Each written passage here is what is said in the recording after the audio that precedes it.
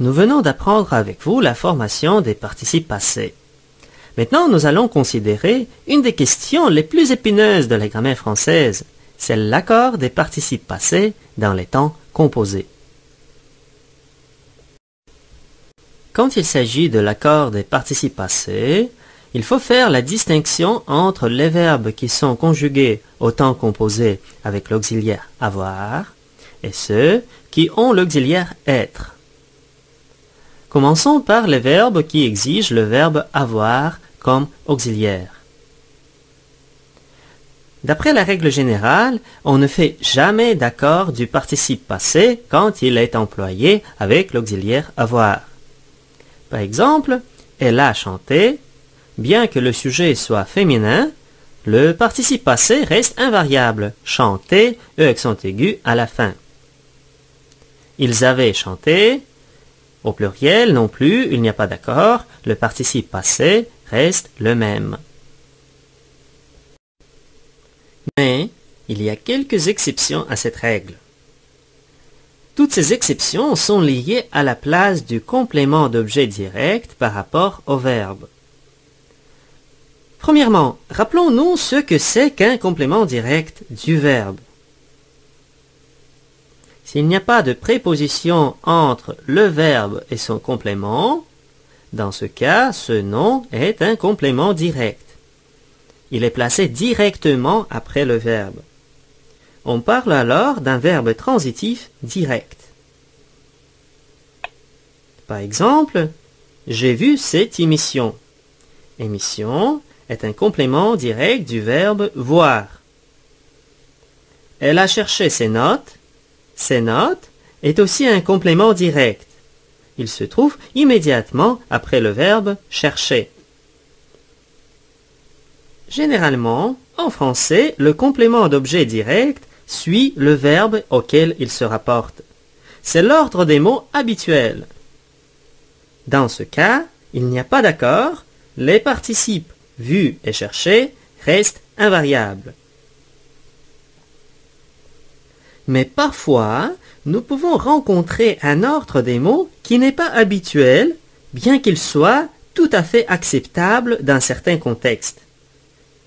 Il s'agit des cas où dans une phrase, nous avons d'abord un complément direct et seulement après le verbe.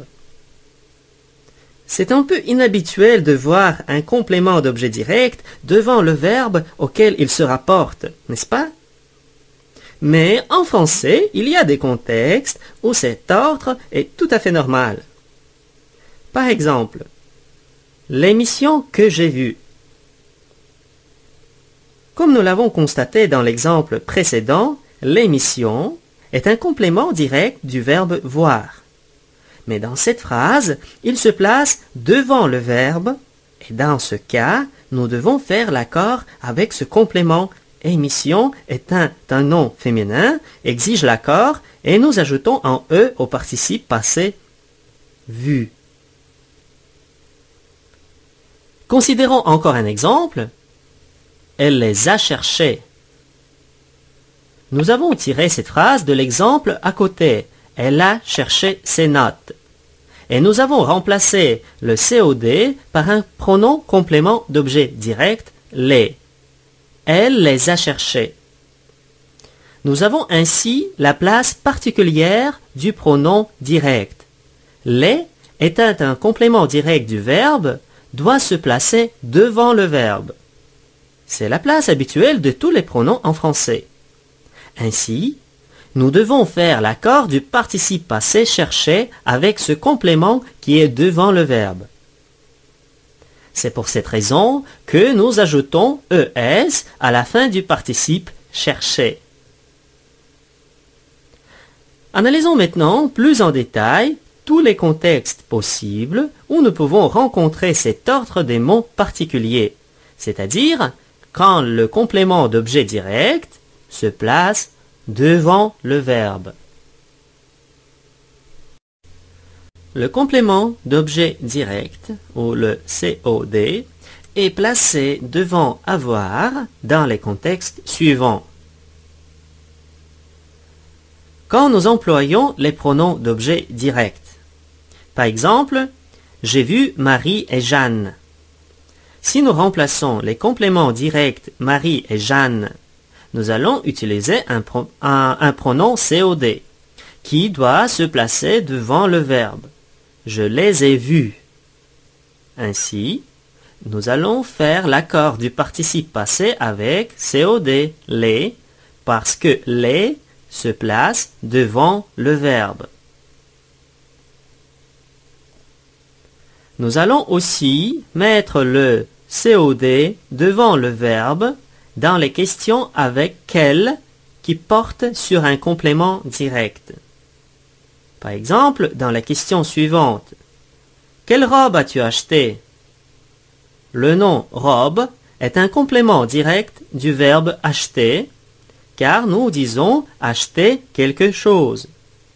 Ainsi, en posant une question avec quel, nous mettons le COD devant le verbe. Donc, nous devons faire l'accord avec ce COD, une robe, et nous ajoutons un E au participe acheter. Le troisième contexte dans lequel le COD se place devant le verbe est la question avec combien de. Par exemple, combien de livres as-tu lu? Livre est un complément direct du verbe lire. Mais nous mettons ce complément devant le verbe parce que c'est une question avec combien. Et nous allons faire aussi l'accord lu, S à la fin. Finalement, le dernier contexte est une phrase relative avec que. Par exemple, dans la phrase « La maison que nous avons vendue », la maison est un COD, mais comme il s'agit ici de la phrase relative avec que, nous mettons ce COD devant le verbe. Et par conséquent, nous faisons l'accord du participe passé vendu avec le complément d'objet direct, la maison. Vendu avec un E à la fin. Retenez que dans ces quatre contextes, nous mettons le complément d'objet direct devant le verbe et nous devons faire l'accord du participe passé avec ce complément. Passons maintenant au deuxième grand groupe des participes passés, ceux qui se conjuguent au temps composé avec le verbe être. D'après la règle générale, nous faisons toujours l'accord entre le sujet et le participe passé du verbe qui est conjugué avec être. Par exemple, elle est tombée. Dans cette phrase, nous accordons le participe passé tomber avec le sujet elle, tomber, E à la fin. Mais il faut faire attention aux verbes pronominaux. Nous avons appris avec vous, dans le module précédent sur les verbes pronominaux, qu'il y a des contextes dans lesquels il n'y a pas d'accord avec le participe passé, bien que tous les verbes pronominaux soient conjugués avec l'auxiliaire être. Rappelons-nous les cas où il y a l'accord et ceux où il n'y en a pas. Premièrement, il faut se rappeler qu'il ne s'agit pas de tous les verbes pronominaux. Les particularités de l'accord sont attribuables aux verbes pronominaux réfléchis et réciproques, c'est-à-dire les verbes qui peuvent avoir les deux formes, une forme non pronominale et une forme pronominale. Par exemple, voir et se voir, ou bien parler et se parler. La règle d'accord du participe passé des verbes de cette catégorie est la même que celle du participe passé employé avec l'auxiliaire avoir, que nous venons d'analyser. C'est-à-dire, le participe passé s'accorde avec le complément direct si celui-ci est placé devant le verbe. Donc, le pronom réfléchi peut jouer le rôle d'un complément direct, comme dans la phrase « Elles se sont vues », avec l'accord ES à la fin de vue. Ou bien d'un complément indirect, comme dans l'exemple « Elles se sont téléphonées ». téléphoner, E accent aigu à la fin, il n'y a pas d'accord. Comment déterminer si le pronom réfléchi est un complément direct ou indirect? Une façon simple de trouver le complément direct consiste à remplacer le verbe pronominal par le même verbe transitif conjugué avec l'auxiliaire avoir et voir ainsi si ce verbe exige un complément direct ou indirect. Considérons l'exemple suivant. Elles se sont vues. Remplaçons d'abord le verbe pronominal se voir par le verbe non pronominal voir et posons la question. Elles ont vu qui? La réponse sera elles ont vu elles-mêmes. Elles-mêmes représentées par ce. Le pronom se est le complément direct car on dit voir quelqu'un. Il est placé devant le verbe, ainsi il y a l'accord. Elles se sont vues, vu ES à la fin. Encore un exemple. Elles se sont téléphonées. La question est, elles ont téléphoné à qui? La réponse, à elles-mêmes. Le pronom se est le complément indirect, car on dit téléphoner à quelqu'un. Donc le participe passé reste invariable, on ne fait pas d'accord. Il est important de noter que si le verbe pronominal a un complément d'objet autre que le pronom réfléchi, le pronom réfléchi est alors indirect.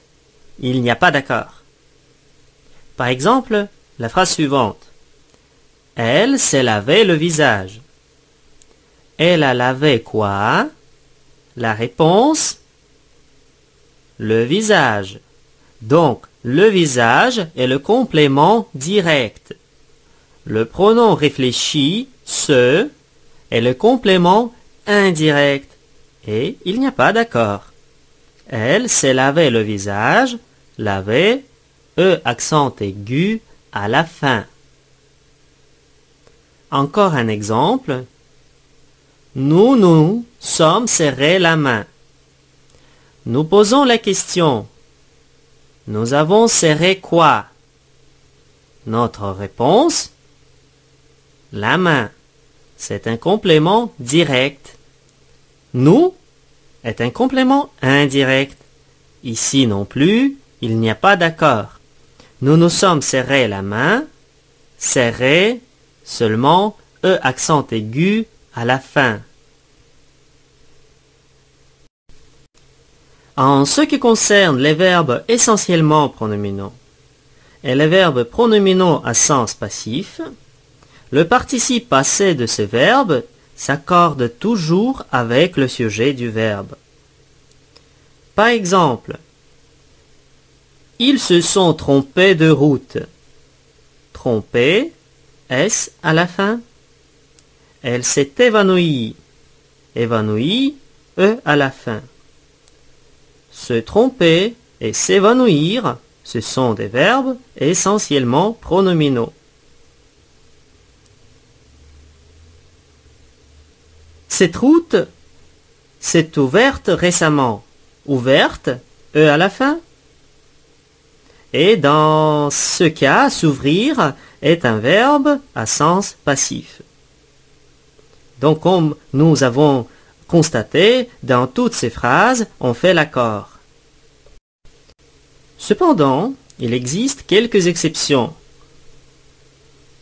Les participes passés des verbes suivants restent invariables.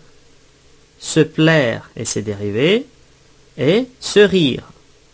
De plus, se faire et se laisser suivi d'un infinitif. Par exemple, elle s'était plu à faire de la peinture. Le participe passé plus reste invariable. Elles se sont laissées tomber en boule. Laisser, E accent aigu à la fin, il n'y a pas d'accord. En résumé, dans les temps composés, Avec avoir, nous ne faisons pas d'accord de participe passé. Mais quand le complément d'objet direct se trouve devant le verbe, il y a un accord. Il y a seulement 4 contextes où cette situation est possible. Avec les pronoms COD, dans les questions avec quel, les questions avec combien de, et finalement dans des phrases relatives avec que. Pour ce qui est des participes conjugués avec l'auxiliaire être, d'habitude nous faisons l'accord avec le sujet, mais il faut faire attention aux verbes pronominaux. Nous ne faisons pas d'accord avec les verbes pronominaux réfléchis et réciproques quand le pronom réfléchi joue le rôle d'un complément indirect. Par exemple, elles se sont parlé. Pas d'accord. Parce qu'on dit parler à quelqu'un. Donc le pronom réfléchi, se, est indirect.